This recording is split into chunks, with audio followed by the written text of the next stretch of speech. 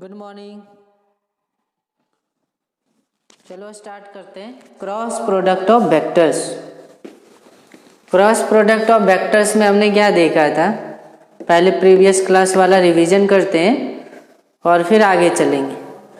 Cross product of vector में क्या करते हैं, दो वेक्टर कोई भी गिवन हो, मान लो ऐसे दो वेक्टर्स गिवन है, ये वेक्टर गिवन है, कोई भी वेक्टर गिवन हो, ये वेक्टर है अल्फा, अल्फा कोई भी एक वेक्टर है, और यहाँ पे ऐसा कोई वेक्टर है, ऐसा कोई वेक्टर है, ये एंगल दिया हुआ है 60 डिग्री और ये एंगल दिया हुआ है 60 डिग्री, और ये कोई वेक्टर है बीटा। और हमें क्या करने हैं, हमें कैलकुलेट करने हैं अल्फा क्रॉस बी की मैग्नीट्यूड, अल्फा क्रॉस बी की मैग्नीट्यूड कैलकुलेट करने, दो वेक्टर के क्रॉस की मैग्नीट्यूड कैसे कैलकुलेट करेंगे, क्या प्रोसेस है कैलकुलेट करने की। तो प्रोसेस सिंपल है। प्रोसेस में क्या करते हैं, जो भी वेक्टर गिवन हो हम क्या करते हैं, उसको एक्सटेंड करते हैं, और एक्सटेंड करने के बाद किसी एक वेक्टर का दूसरे पे परपेंडिकुलर डालते हैं, किसी भी एक वेक्टर का जो भी इजी लगे परपेंडिकुलर प्लेस करने में, वहाँ से परपेंडिकुलर आप प्लेस कर लो।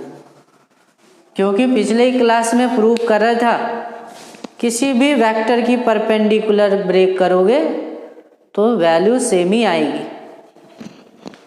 तो देखो ये एंगल कितनी है, 60 हो गई 120, तो ये वाली एंगल कितनी हो जाएगी, ये भी 60 हो जाएगी।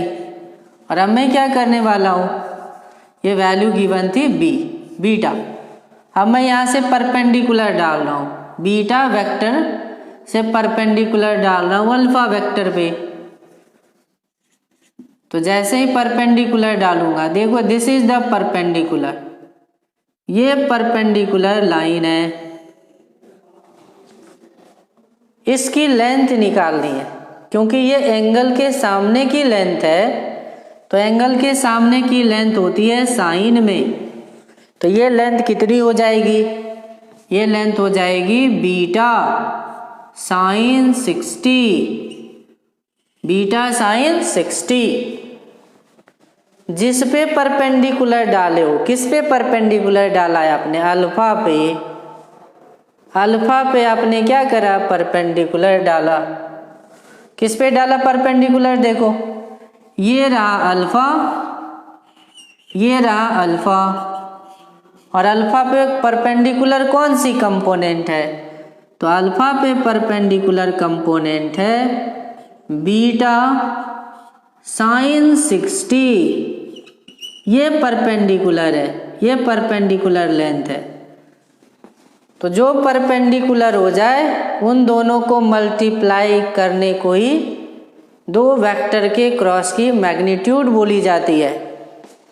तो अल्फा क्रॉस बी की मैग्नीट्यूड क्या हो जाएगी, इन दोनों को सिंपली मल्टीप्लाई कर दो, इन दोनों को सिंपली क्या कर दो, इन दोनों को सिंपली मल्टीप्लाई कर दो, तो क्या आ जाएगी, ये आ जाएगी अल्फा, इसको मल्टीप्लाई कर दिया इससे, तो ये आ जाएगी अल्फा को मल्टीप्लाई कर दिया बीटा साइन 60 से, तो क्या आ गई, देखो अल्फा बीटा साइन 60, और साइन 60 की वैल्यू होती है √3/2, ये आ गई √3/2 alpha multiply beta. This is the magnitude of alpha cross beta. ये चीज़ें सबको समझ में आ गया होगा कि दो वेक्टर के क्रॉस का मतलब है ना कि एक वेक्टर के परपेंडिकुलर कंपोनेंट से इसको मल्टीप्लाई करना, मल्टीप्लाई करने को ही क्या बोली जाती है, magnitude of two vectors, magnitude of cross product of two vector. तो अब देखो मैं कुछ चीज़ें मैं आपसे पूछ रहा हूँ, आप बताना कि वो क्या हो सकता है। कुछ चीज़ें मैं पूछना चाह रहा हूँ। तो यहाँ से जो ओवरऑल रिजल्ट आया ना, रिजल्ट ये आया, जो फार्मूला आया वो ये है। फार्मूला क्या जनरेट हो गया? फार्मूला जनरेट हुआ कि अगर दो वेक्टर ए और बी हो, then A cross B magnitude will be what? Magnitude of A magnitude of B sine theta. क्या आती है? Magnitude of A magnitude of B sine theta. और थीटा क्या है यहाँ पे? Theta is angle between A and B, angle between vector A and vector B. A और B vector के बीच की एंगल क्या है? थीटा है।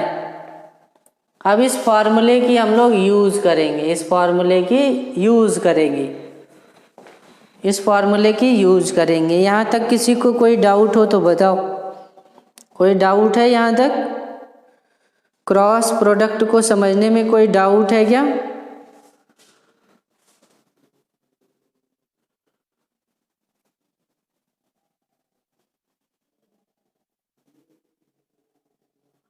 Okay okay Danish, Vanshika, okay okay Mohammad Maaz. आगे चलता हूँ।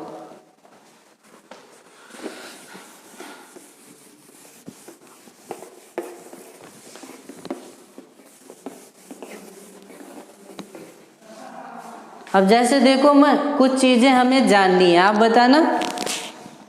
ओके रिजवान, संगीता, वंशिका, मंत्री, तारीफ मंत्री, अफरोज। ओके आगे देखते हैं। अगर इन चीज़ों में कोई कन्फ्यूज़न नहीं है तो आप ज़रा बताना कि मान लो हमारे पास तीन वेक्टर हो, एक्स एक्सिस के डायरेक्शन को पता है ना क्या बोलते हैं? एक्स एक्सिस के डायरेक्शन को आई कैप बोलते हैं, और ये भी एक वेक्टर होते हैं। और वाई एक्सिस के डायरेक्शन को क्या बोली जाती है? जे कैप, ये भी एक वेक्टर होती है।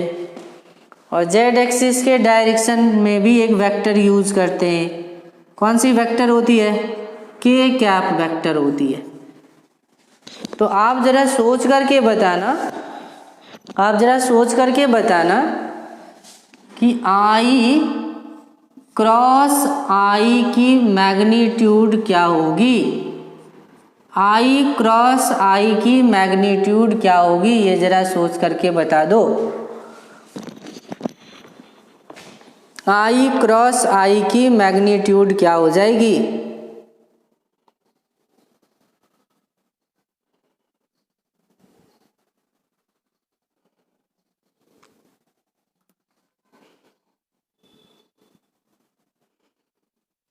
आई क्रॉस आई की मैग्नीट्यूड 1। दानेश राउत के अकॉर्डिंग आंसर 1 आना चाहिए। सभी लोग आंसर करेंगे। फैजल खान का भी आंसर 1 आ रहा, आरब के भी आंसर 1 आ रहे, रिजवान का भी 1, अबीरा 1, संगीता 1, महिमा 1, नावेद पठान का भी 1, प्रतीक का आंसर 0 आया है। मोहम्मद माज 1 होती है। मिहिर सरकार का भी 1 आ रहा, Afnan 0 question mark, no sorry. Shubham Pal 1 क्यों आ रहा है बेटा आप लोगों का? 1 क्यों आएगा? 0 आएगा, 0 आएगा। देखो हमने यहाँ पे क्या फॉर्मूला लिखा है? ए क्रॉस बी होती है ए बी साइन थीटा। तो फॉर्मूले में इसको रखो, ये ए है, ये वेक्टर ए का काम कर रहा, ये वेक्टर बी का काम कर रहा। तो ए क्रॉस बी के मैग्नीट्यूड पे पहले फॉर्मूला रख दो।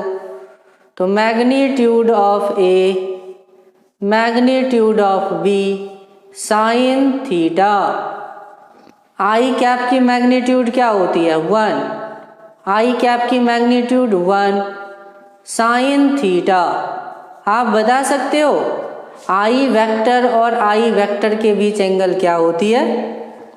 आई वेक्टर और आई वेक्टर के बीच एंगल तो 0 होगी ना, क्योंकि आई दो वेक्टर है आई। तो आई और आई अगर आप दो वेक्टर बना दो तो दोनों के बीच एंगल क्या होगी? देखो 0 डिग्री तो होगी, 0 डिग्री होगी। तो यहाँ पे साइन 0 लिखी जाएगी और साइन 0 की वैल्यू क्या होती है? साइन 0 की वैल्यू होती है 0।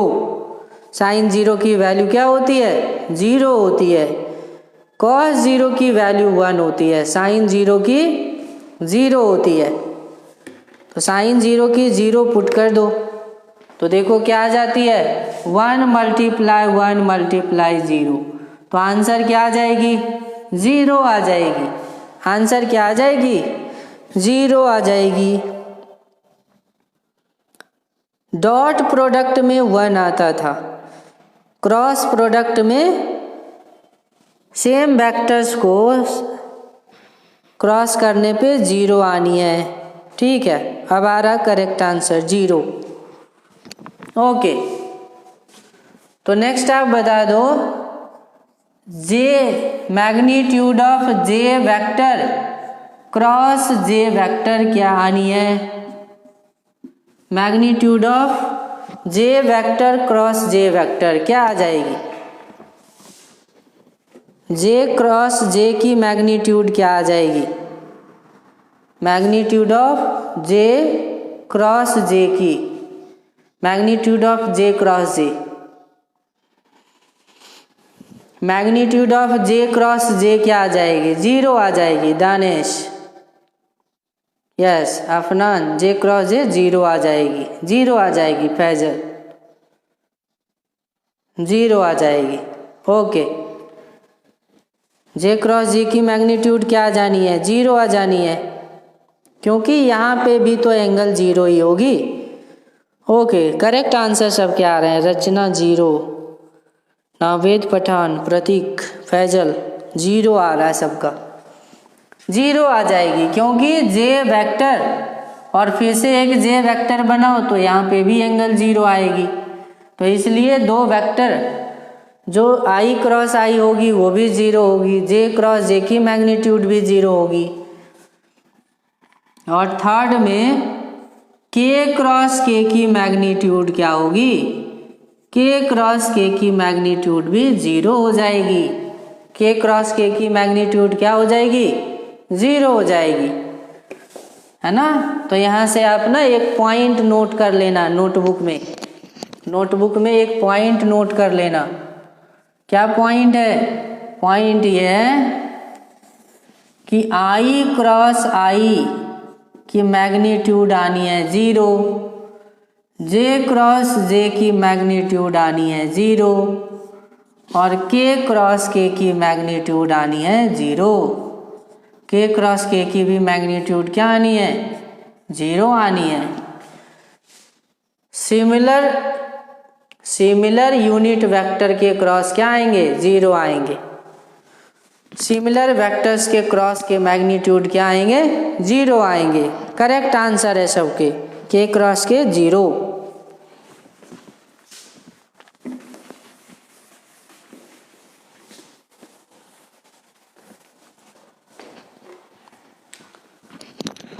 अब आपके सामने देखो एक क्वेश्चन फिर से है। क्वेश्चन क्या है? हमारे पास एक वेक्टर है P, P वेक्टर गिवन है 1i cap 2j cap plus 5k cap. ऐसा कोई वेक्टर है P, ऐसा कोई वेक्टर है P वेक्टर गिवन है और आपको क्या बताने हैं? आपको बताने P क्रॉस P के magnitude. What is magnitude of P cross P? What is magnitude of P cross P?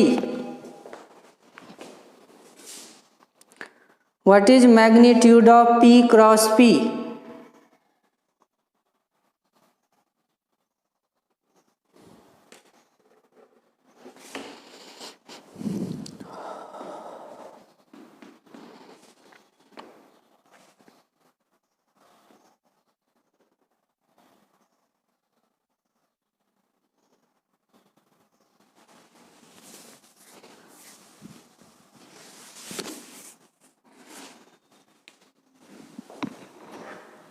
What is magnitude of P cross P?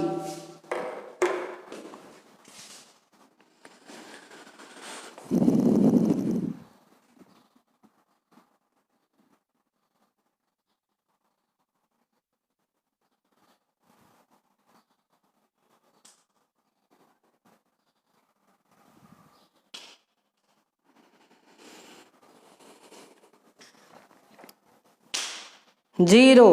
Afnan के आंसर आ रहे हैं जीरो, दानेश के भी जीरो आ रहे हैं, अफरोज के भी जीरो हैं, फैजल खान जीरो, महिमा का भी जीरो, हाँ नावेद पठान के भी जीरो आ रहे, महीन, अहमद खान, वंशिका, सबके जीरो आ रहे हैं। इट मीन्स सब लोगों ने ये कॉन्सेप्ट समझ गया है। फैज़ा नूरानी का भी जीरो आ रहा, सबके आंसर जीरो आ रहे हैं। मोहम्मद माज का जीरो आ गया, सैयद हुसैन का जीरो आ गया, तो जीरो आ गए। नहीं, जीरो कैसे आया? सभी लोगों ने समझ गया इस कॉन्सेप्ट को कि कौन सी वेक्टर दी गई है, ये इम्पोर्टेंट नहीं है। सेमी वेक्टर की क्रॉस की मैग्नीट्यूड पूछी जाए तो वो जीरो होगी। क्यों जीरो होगी? क्योंकि वेक्टर के क्रॉस प्रोडक्ट से हम इसे लिख सकते हैं magnitude of P sign theta. तो कोई भी अगर एक वेक्टर P है तो दूसरा भी वेक्टर तो P ही है ना, तो दोनों के बीच एंगल तो 0 डिग्री होगा। और साइन 0 की वैल्यू क्या होती है? 0 होती है। इसलिए P क्रॉस P की मैग्नीट्यूड तो 0 ही आनी है। तो इम्पोर्टेंट कॉन्सेप्ट समझ में आ गया क्या? इम्पोर्टेंट कॉन्सेप्ट ये है कि कोई भी दो वेक्टर हो, है ना, किसी भी दो वेक्टर जो भी पैरेलल होंगे ना, उसका क्रॉस प्रोडक्ट होगा 0। दो वेक्टर सेम ही हो तो उसकी क्रॉस प्रोडक्ट क्या होगी? 0 होगी। क्या होगी? 0 होगी। सेम वेक्टर को क्रॉस करने पे रिजल्ट 0 आनी है, क्योंकि उसके बीच की एंगल होती है 0।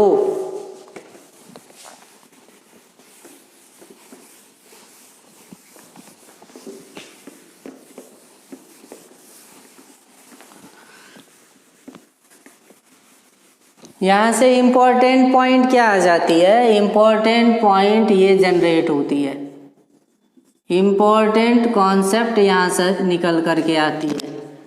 इम्पोर्टेंट कॉन्सेप्ट क्या निकल करके आती है? Magnitude of cross product of same vector. Magnitude of cross product of same vector is 0। कोई भी सेमी वेक्टर को 2 बार क्रॉस कर दो ना, क्रॉस कर दो तो उसकी रिजल्ट आनी है 0। चलो नेक्स्ट क्वेश्चन देखेंगे। इस पे क्वेश्चन ज़्यादा इसलिए करते हैं कि एक कॉन्सेप्ट अच्छी तरह से समझ में आ जाए, इसलिए डिफरेंट क्वेश्चन ली जाती है। नेक्स्ट क्वेश्चन देखो, ये है कि हमारे पास 2 वेक्टर हैं। एक वेक्टर है A 1i cap minus 2j cap plus 0.5k cap, ऐसा कोई वेक्टर है A। और एक दूसरा वेक्टर है B। दूसरा वेक्टर देखो B है। B क्या है? देखो 2i cap minus 2i cap plus 4j cap minus k cap, ये दो वेक्टर ए और बी गिवन है, दो वेक्टर ए और बी क्या है, गिवन है। आपको बताने हैं ए क्रॉस बी वेक्टर की मैग्नीट्यूड क्या होगी, ए क्रॉस बी की मैग्नीट्यूड क्या होगी ये बताने। ट्राई करो, ए क्रॉस बी की मैग्नीट्यूड क्या होगी।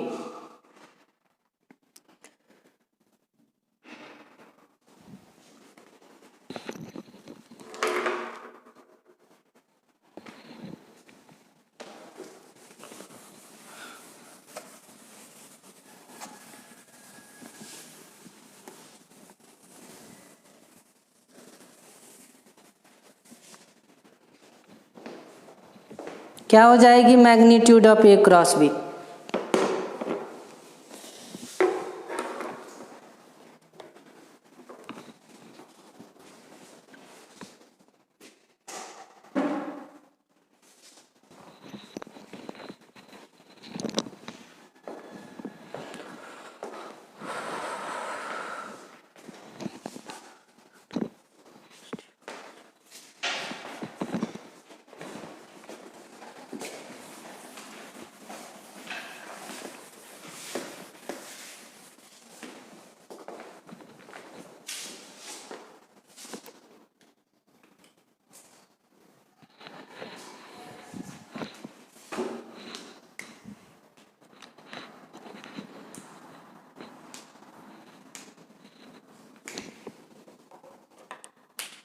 क्या आ जाएगी आंसर, जल्दी से बता दो। मारिया महक, आंसर गलत आया है।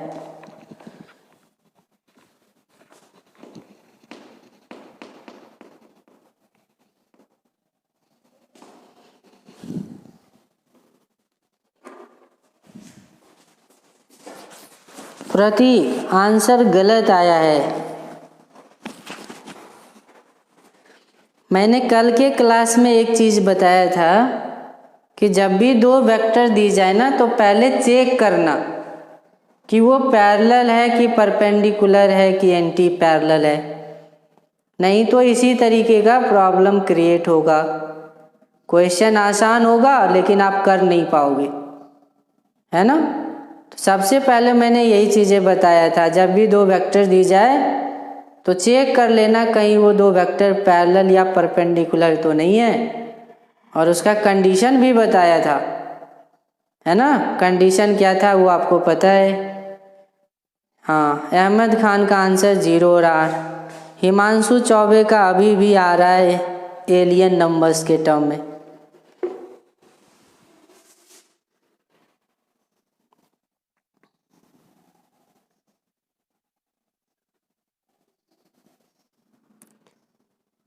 Anti parallel, Afnan Siddiqui, correct answer anti parallel है। एंटी पैरेलल मीन्स 180 डिग्री, और साइन 180 तो 0 होती है।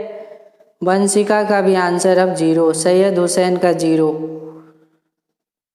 ओके, तो क्लिक कर गई माइंड में, क्लिक कर गई। फातिमा 0, संगीता का भी 0।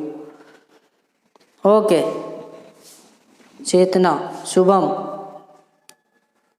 क्लिक कर गई माइंड में क्या, क्लिक हो गई। सबसे पहले तो हमें ये देखना है कि ऐसा ना हो कि बहुत आसान क्वेश्चन हो और हम लेंदी करते जा रहे हैं, इसलिए पहले चेक करना है। तो चेक करने का प्रोसेस क्या बताया था, रेशियो निकाल लो।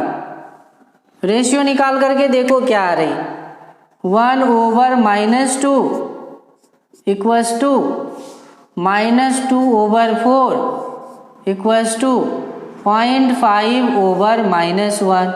और देखो सारे नंबर सेम ही है, ये भी -1/2 है, ये भी 2 2 जा 4 होगा, -1/2, और ये भी 0.5 को नीचे करो तो 10, 5 2 जा 10। सारे वैल्यूज तो सेम ही है, विद नेगेटिव साइन है। इसका मतलब क्या हो गया कि अगर एक वेक्टर ए इस तरफ होगा तो दूसरा वेक्टर भी इस तरफ होगा। इसकी ये मीनिंग है, रेशियो में नेगेटिव आ जाए, इसके मीनिंग ये है कि बोथ आर एंटी पैरेलल, और एंटी पैरेलल में एंगल क्या होती है 180 डिग्री होती है, और साइन 180 की वैल्यू क्या होती है 0 होती है।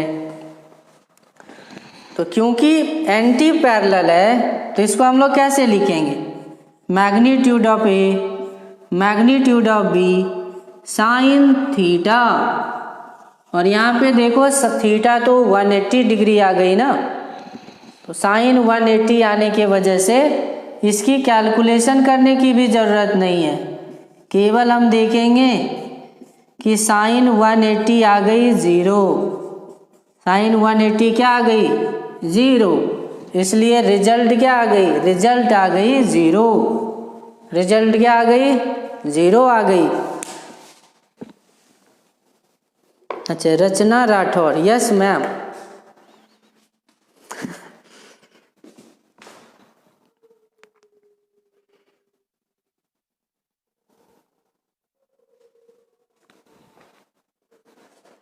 Okay,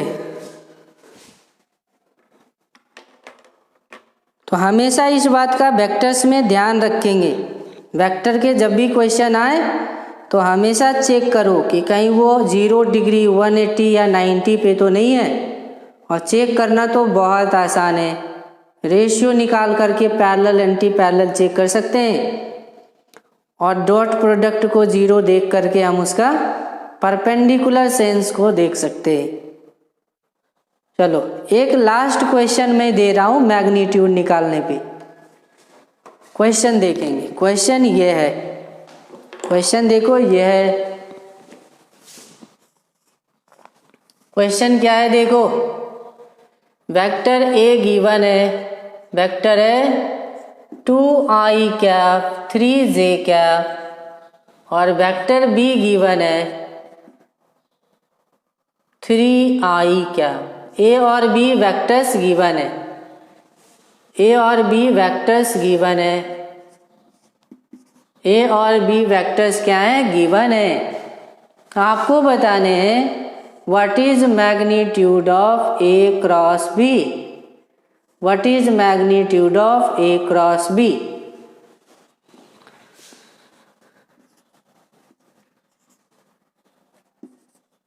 what is magnitude of A cross b, a cross B की मैग्नीट्यूड बतानी है, ए क्रॉस बी की मैग्नीट्यूड बतानी है, ए क्रॉस बी की मैग्नीट्यूड बतानी है।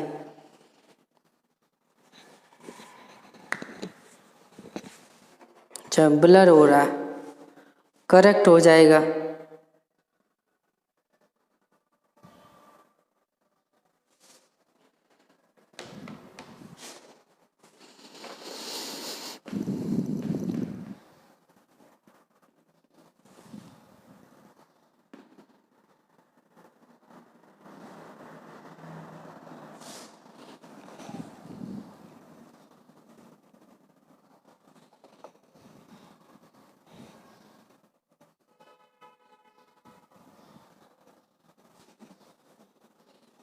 मारिया महक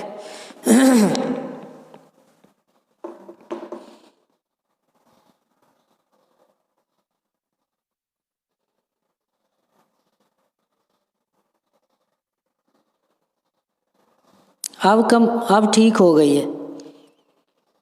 चलो अब ट्राई करेंगे। अब मारिया महक, ये एलियन इक्वेशन कहाँ से आप लिख रहे हो?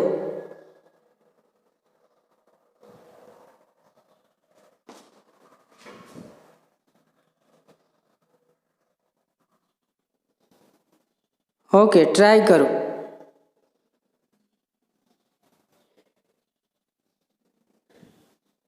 ये इस ग्रह के तो इक्वेशन नहीं लिख रहे हैं मारिया महक। मैग्नीट्यूड का मतलब होता है उसमें वैल्यूज रहेंगे, आई जे के नहीं रहेंगे।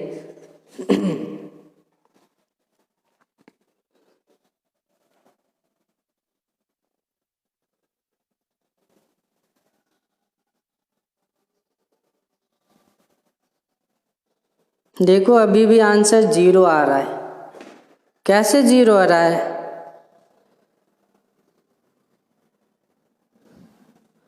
दोनों वेक्टर के बीच की एंगल कितनी है? 0 आंसर नहीं है। 0 is not the correct answer. 0 is not the correct answer.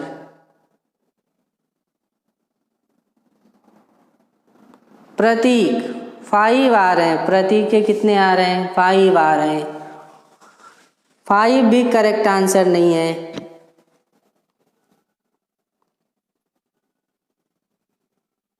Okay, सबका देख के मत लिखना। हिमांशु चौबे,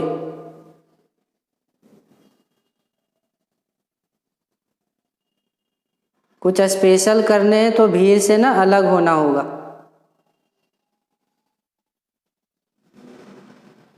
माइनस प्रतीक मैग्नीट्यूड में के नहीं आता है। मैं क्या पूछ रहा हूँ? केवल मैं मैग्नीट्यूड की बात कर रहा हूँ। मैग्नीट्यूड कितनी आएगी ये बतानी है।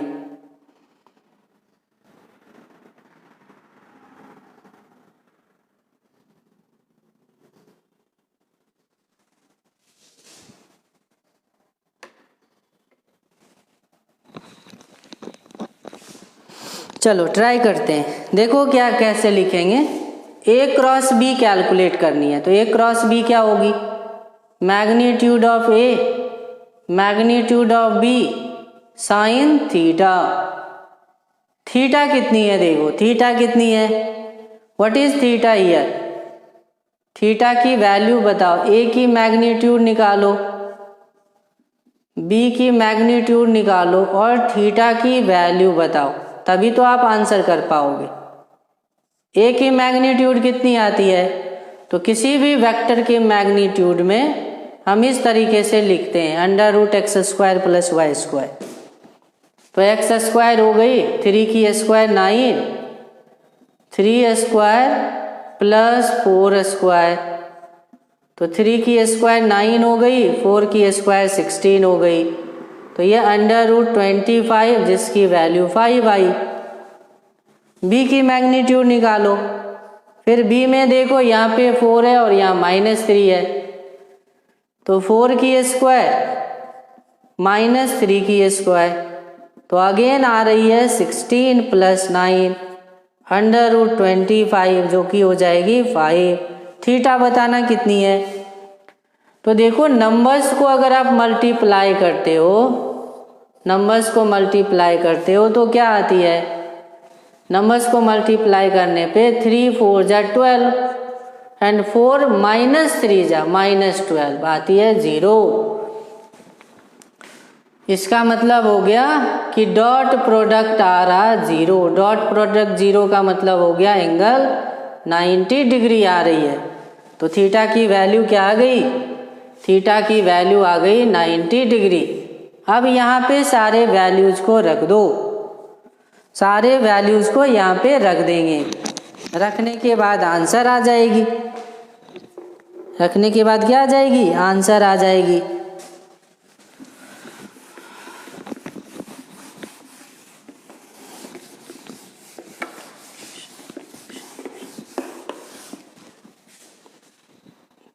अब देखना है magnitude of A cross b क्या आएगी। तो फॉर्मूला गिवन है magnitude of A magnitude of B sine theta. तो ए की मैग्नीट्यूड आ गई 5, बी की मैग्नीट्यूड आ गई 5 और साइन 90 की वैल्यू 1 होती है। साइन 90 की वैल्यू क्या होती है? साइन 90 आ गई। तो 5 × 5 साइन 90 1 होती है। तो आंसर क्या हो गया? 25। आंसर क्या हो गया? 25 हो गई। आंसर हो गई 25।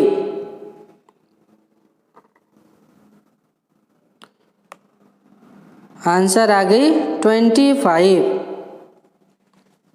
ओके, अब मैं बात करने वाला हूं डायरेक्शन की, क्योंकि cross product of vector is a vector.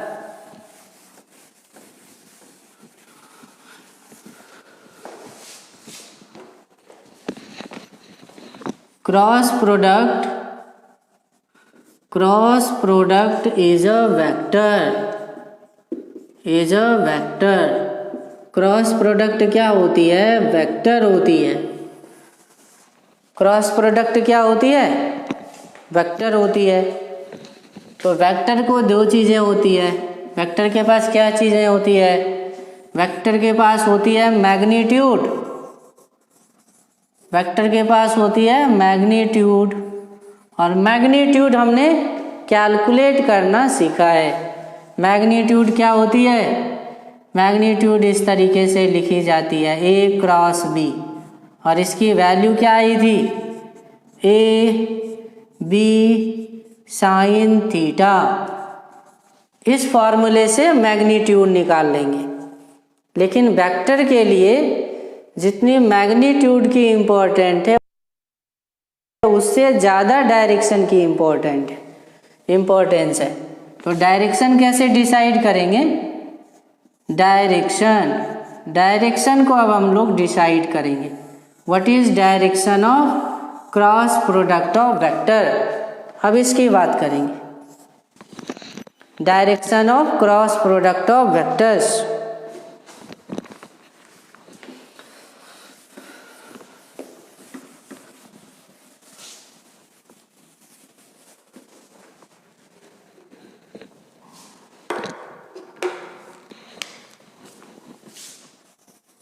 Direction of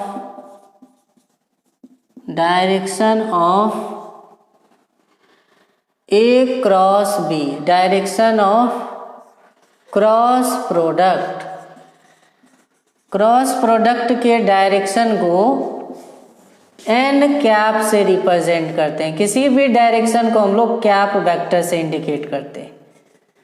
तो जो डायरेक्शन होगा क्रॉस प्रोडक्ट वेक्टर का, उसको हम लोग कैसे रिप्रेजेंट करेंगे? n कैप वेक्टर से। कैसे रिप्रेजेंट करेंगे? n कैप वेक्टर से, n कैप वेक्टर से। तो A क्रॉस B क्या हो जाएगी? दो वेक्टर A B की क्रॉस क्या हो जाएगी? तो ये वेक्टर है। अगर ये वेक्टर है तो इसकी ये मैग्नीट्यूड हो गई। ये क्या हो गई? वेक्टर की मैग्नीट्यूड हो गई। और डायरेक्शन को हमने क्या बोला है? देखो, डायरेक्शन को हमने बोला है n कैप। तो यहाँ पे साथ में n कैप लिखेंगे। n कैप क्या हो गई? n cap is direction, n cap is direction. तो ये डायरेक्शन हो गई। A क्रॉस B वेक्टर है, तो वेक्टर को हमने क्या लिखा? मैग्नीट्यूड और डायरेक्शन। मैग्नीट्यूड के साथ डायरेक्शन भी होगी, तभी हम A क्रॉस B को कैलकुलेट कर पाएंगे।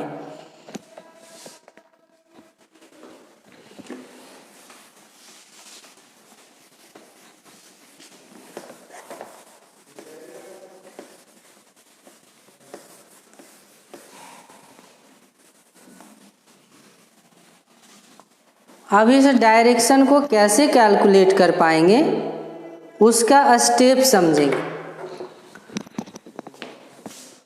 Direction n cap is given by right hand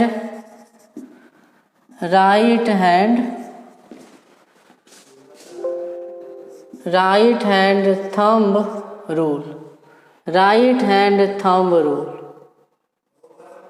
right hand thumb rule से इसकी डायरेक्शन दी जाती है। दो वेक्टर के क्रॉस प्रोडक्ट की डायरेक्शन कैसे देते हैं? दो वेक्टर के क्रॉस की direction right hand thumb rule से दी जाती है। ये रूल क्या है इसको आप समझो। ये रूल क्या है इसको आप समझ लो। जैसे देखो, एक प्लेन है, एक प्लेन मान लो हमारे पास है। एक प्लेन है, दिख रहा है क्या? एक प्लेन। इस प्लेन में मान लो दो वेक्टर है। एक वेक्टर है A, ऐसा मान लो ना, क्यूबिकल स्ट्रक्चर है ऐसा। एक वेक्टर है A, दूसरा वेक्टर है B। तो राइट हैंड थंब रूल कैसे लगाएंगे इसको समझना। राइट हैंड थंब रूल क्या कहता है कि मान लो हमें डायरेक्शन जाननी है, मान लो हमें फर्स्ट पॉइंट में डायरेक्शन जाननी है, direction of A cross b. किसके डायरेक्शन जानने हैं? देखो ए क्रॉस बी के डायरेक्शन जानने हैं। किसके डायरेक्शन जानने हैं? किसके डायरेक्शन जानने हैं? ए क्रॉस बी के डायरेक्शन जानने हैं। शुभम पाल, प्लेन। प्लेन की मीनिंग यहाँ पे क्या है? प्लेन का मतलब हो गया कोई भी हॉरिजॉन्टल या वर्टिकल सरफेस, है ना, जिसमें कर्व सरफेस नहीं है। ऐसी सरफेस जो कर्व नहीं है, स्ट्रेट लाइन से मिलकर के बनती है, उसको क्या बोलते हैं? Plane surface.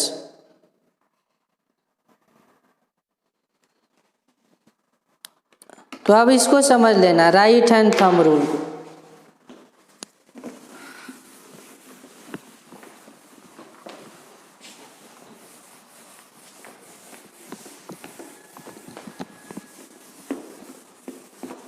किसकी डायरेक्शन जाननी है? देखो किसकी डायरेक्शन जाननी है?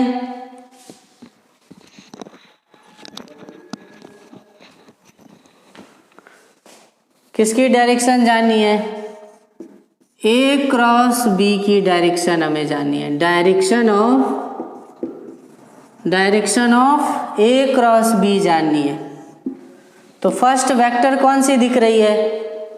फर्स्ट वेक्टर कौन सी दिख रही है? ए फर्स्ट वेक्टर है। This is first vector. First vector is a. Second vector कौन सी दिख रही है? Second vector is b. पहले जो लिखा होगा उसे बोलेंगे फर्स्ट वेक्टर, जो बाद में आएगी उसको बोलेंगे सेकेंड वेक्टर। तो राइट हैंड पाम रूल क्या कहता है? राइट हैंड थंब रूल क्या कहता है? Right hand thumb rule. Right hand thumb rule ये क्या है, इसको समझेंगे। राइट हैंड थंब रूल क्या है? राइट हैंड के पाम को, राइट हैंड थंब रूल क्या है? राइट हैंड थंब रूल से दो वेक्टर के क्रॉस की डायरेक्शन दी जाती है। तो इसको कैसे अप्लाई करेंगे? राइट हैंड के लिए अप्लाई करेंगे। तो राइट हैंड की जो पाम है, देखो ये पाम है, इस तरीके से स्ट्रेट रखनी है। राइट हैंड की पाम वो फर्स्ट वेक्टर के डायरेक्शन में रखनी है। फर्स्ट वेक्टर के डायरेक्शन में अपने इस पाम को रख देनी है और इसको मोड़नी है। किस तरफ मोड़नी है? जिस तरफ सेकेंड वेक्टर हो। मान लो फर्स्ट वेक्टर इधर हो तो पाम को हमने ऐसे रखा, सेकेंड वेक्टर इधर है तो पाम को उसी के तरफ मोड़ देना है। ऐसे मोड़ दिया और थंब को ओपन करो। तो thumb is the direction of cross product of vector. Right hand thumb rule क्या है? पाम को फर्स्ट वेक्टर के, थंब को ओपन करके ही रख लो, ऐसे पाम को रख लो और इस पाम को के डायरेक्शन में फर्स्ट वेक्टर को रखो या फर्स्ट वेक्टर के डायरेक्शन में पाम को रखो। और मान लो कि सेकेंड वेक्टर इधर होता तो सेकेंड वेक्टर की तरफ मोड़ देंगे, कर्ल कर देंगे। तो thumb indicates the direction of cross product of vectors.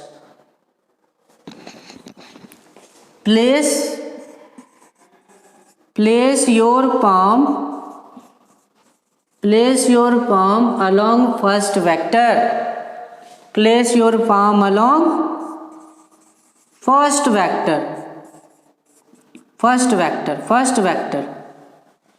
And curl it. Curl it का मतलब होता है मोड़ना, बंद करना। Curl it toward second vector. Curl it toward second vector. curl it towards second vector, then thumb indicates, then thumb gives the direction, thumb gives the direction. Direction कौन बताएगा? Direction कौन बताएगा? थंब बताएगा। दो वेक्टर के cross का direction कौन बताएगा? थंब बताएगा। थंब से ओके करोगे तभी डायरेक्शन समझ में आएगा। दो वेक्टर के क्रॉस का डायरेक्शन कौन बताएगा? थंब बताएगा। राइट हैंड की थंब बताएगा दो वेक्टर के क्रॉस का डायरेक्शन। और कैसे आएगा? फर्स्ट वेक्टर पे पाम रख दो, सेकंड वेक्टर की ओर मोड़ दो, तो थंब की डायरेक्शन आ जाएगी राइट डायरेक्शन में। वही डायरेक्शन होगी दो वेक्टर की क्रॉस प्रोडक्ट की डायरेक्शन। हाँ, शुभम पाल ने एक ट्रिक ढूंढ लिया है। अंगूठा इक्वल्स टू डायरेक्शन।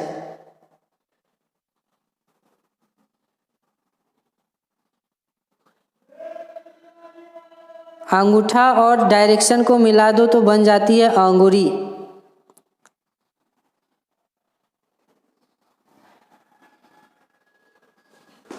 ओके,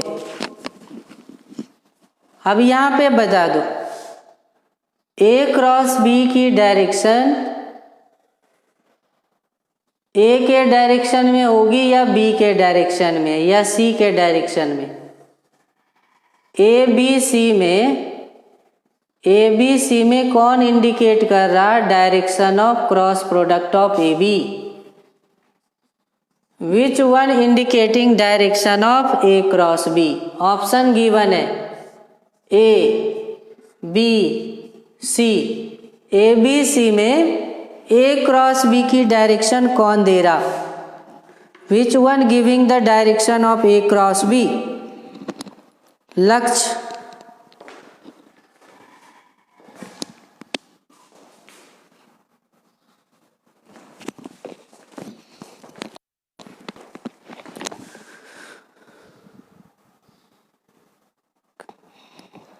कुछ का आंसर आ गया है। महीन, प्रतीक ए आ रहा। अफनान सिद्दीकी सी कैसे आ रहा? अच्छा, ए बी सी यहाँ पे है, सी यहाँ पे। शुभम पाल बी आ रहा। अहमद खान ए, वंशिका ए, रचना ए, नवेद ए, अंसारी। देखो ए डायरेक्शन राइट होगी। फर्स्ट वेक्टर कौन सी है? देखो फर्स्ट वेक्टर है ए, तो फर्स्ट वेक्टर के डायरेक्शन में देखो पाम रखा गया। फर्स्ट वेक्टर ए है तो ए के डायरेक्शन में पाम को रखा। और बी वेक्टर तो इस तरफ है ना, देखो डायग्राम में ऐसा, ए वेक्टर इस तरफ है, ए वेक्टर इस तरफ है, ऐसा वेक्टर है, ऐसा वेक्टर है ए बी। ये ए है और ये बी है। तो फर्स्ट वेक्टर पे क्या करोगे? मान लो ऐसे पाम रखोगे तो नीचे तो मिलेगा ही नहीं बी वेक्टर, तो पाम को आप एडजस्ट कर सकते हो, घुमा सकते हो रैंडम डायरेक्शन में। पाम को उल्टा नहीं घुमाना है। फर्स्ट वेक्टर ए है तो ए पे पाम को इधर रखा। अब बी वेक्टर तो इस तरफ है ना, तो इधर ही घूमेगा ना। तो थंब देखो किधर आ रहा, ऊपर आ रहा। फर्स्ट वेक्टर पे पाम को रख करके सेकंड वेक्टर की ओर मोड़ने पे थंब किधर आ रही है? ऊपर आ रही है। तो कौन सा करेक्ट आंसर होगा शुभम पाल? ए आंसर होगा। नहीं, A is the correct answer. A is correct answer. ठीक है, A is correct answer. B cross A का डायरेक्शन बता दो। डायरेक्शन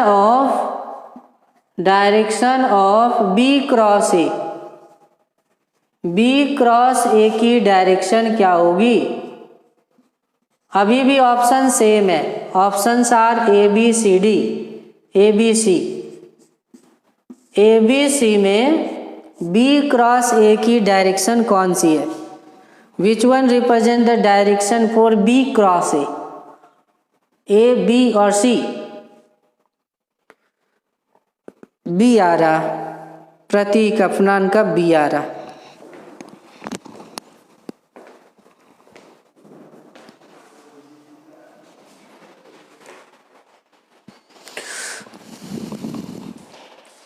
खुश, बी करेक्ट आंसर है। सबके आंसर सही हैं। B is the correct answer.